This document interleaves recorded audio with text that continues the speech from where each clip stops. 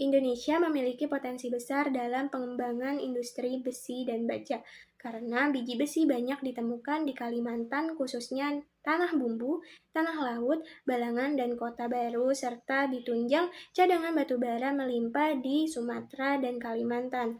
Maka dari itu, Kementerian SDM mendorong agar penggunaan batu bara di dalam negeri dapat dimaksimalkan untuk meningkatkan nilai domestic market obligation.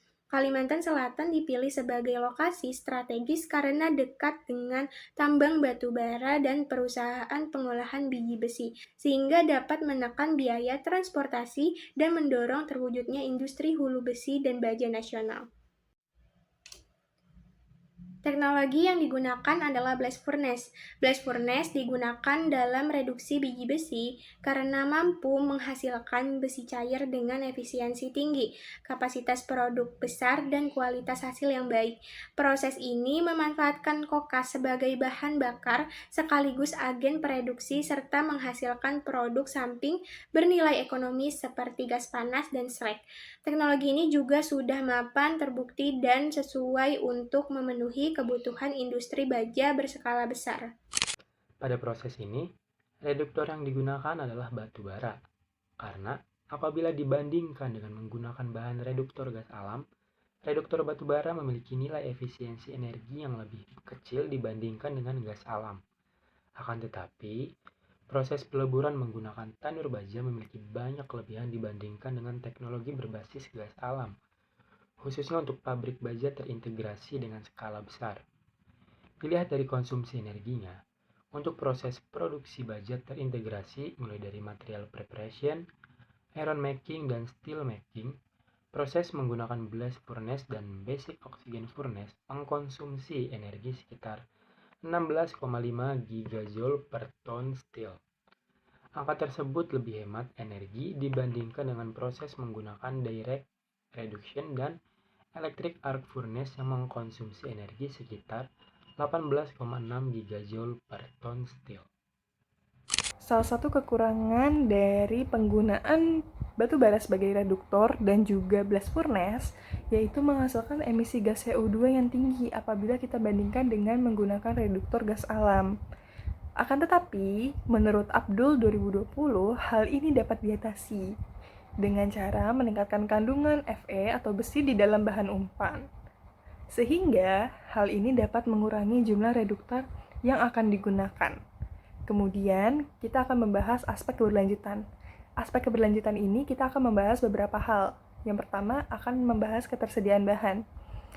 Kalimantan Selatan memiliki cadangan biji besi yang cukup melimpah. Potensi tambang biji besi di provinsi ini tersebar di beberapa daerah, seperti di Kabupaten Tanah Laut, dengan estimasi 185,667 ton, Tanah Bumbu mencapai 593,8 juta ton, Kota Baru dengan estimasi sebesar 510,63 juta ton, daerah Tapin sebesar 625.000 ton, serta Balangan dengan cadangan 5,06 juta ton. Saat ini, wilayah Kalsel telah beroperasi pabrik smelter yang berfungsi mengolah biji besi menjadi besi spons. Kemudian, endapan batu bara terbesar di Kalimantan Selatan juga tersebar di sejumlah daerah, seperti di Kabupaten Tanah Laut, Tanah Bumbu, Kota Baru, Banjar, Tapin, Hulu, Sungai Selatan, Balangan, serta Tabalong. Pada tahun 2013, Kalimantan Selatan mencatat produksi batu bara mencapai 162,95 juta ton. Kemudian dari segi biaya, batu bara juga dipilih karena ketersediaannya yang melimpah di Indonesia. Misal, kita ambil kasus dari biji besi yang diambil di daerah Tanah Bumbu, Kalimantan Selatan. Tanah Bumbu juga menghasilkan salah satu juga daerah penghasil batu bara, di mana apabila kita melakukan proses produksian batu bara di daerah Tanah Bumbu juga secara langsung akan memangkas biaya pengiriman, sehingga ada terjadinya efisiensi biaya. Kemudian dampak terhadap lingkungan. Emisi CO2 yang dihasilkan penggunaan batu bara dalam blast furnace ini tinggi. Hal ini akan menyebabkan pencemaran udara. Tetapi hal ini dapat diatasi dengan meningkatkan kandungan Fe, sehingga akan mengurangi juga jumlah reduktan yang akan digunakan. Selain itu, air dan slag yang dihasilkan selama proses reproduksi harus dikelola agar tidak mencemari lingkungan. Baik, selanjutnya di sini saya akan menjelaskan mengenai proses reduksi biji besi hematit dengan menggunakan teknologi blast furnace. Proses ini diawali dari pengolahan bahan baku hingga dihasilkan produk akhir berupa pig iron atau besi kasar. Pertama-tama, biji besi hematit dari tambang dimasukkan ke dalam gyratory crusher untuk dihancurkan menjadi ukuran yang lebih kecil. Selanjutnya, material dialirkan ke vibrating screen. Material yang masih berukuran besar atau oversize akan dikembalikan ke proses crusher, sedangkan material halus atau undersize diteruskan ke tahap berikutnya. Biji yang sudah halus kemudian digiling di dalam ball mill hingga menjadi partikel berukuran kecil. Hasil penggilingan ini ditampung sementara dalam stockpile sebelum dilakukan proses pemisahan lebih lanjut. Dari stockpile, material halus dialirkan ke hydroclone untuk dipisahkan antara fraksi overflow dan underflow berdasarkan ukuran partikel. Kemudian material masuk ke magnetic separator, di mana mineral besi yang bersifat magnetis akan dipisahkan dari mineral pengotor non-magnetis. Hasilnya, konsentrat biji besi dengan kadar Fe yang lebih tinggi. Konsentrat besi kemudian dicampur dengan bahan tambahan seperti kokas halus atau batu kapur. Campuran ini dialirkan ke steel belt sintering plant.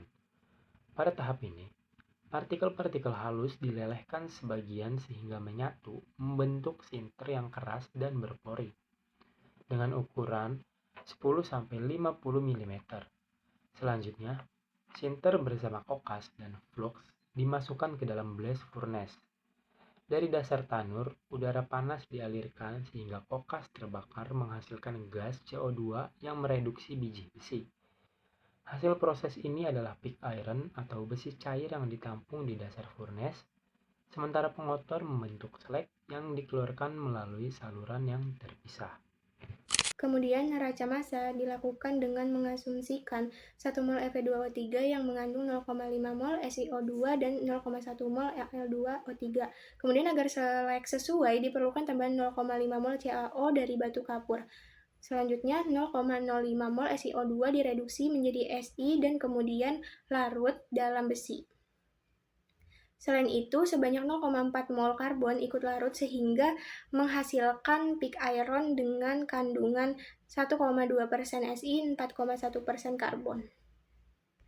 Tabel neraca massa sederhana menunjukkan bahwa dari input 1.690 kg Fe2O3, 500 kg batu bara, dan 1.000 kg udara panas, dan 300 kg flux dihasilkan 1.000 kg hot metal, 615 kg slag, serta 1.875 kg gas. Kehilangan massa sangat kecil, yaitu kurang dari 1%, sehingga total input dan output seimbang, masing-masing sebesar 3.490 kg.